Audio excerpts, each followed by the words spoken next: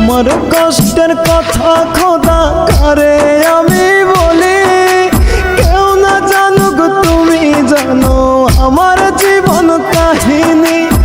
আমার কষ্টের কথা খোদা কারে আমি বলি, কেউ না জানুক তুমি জানো আমার জীবন কাহিনী।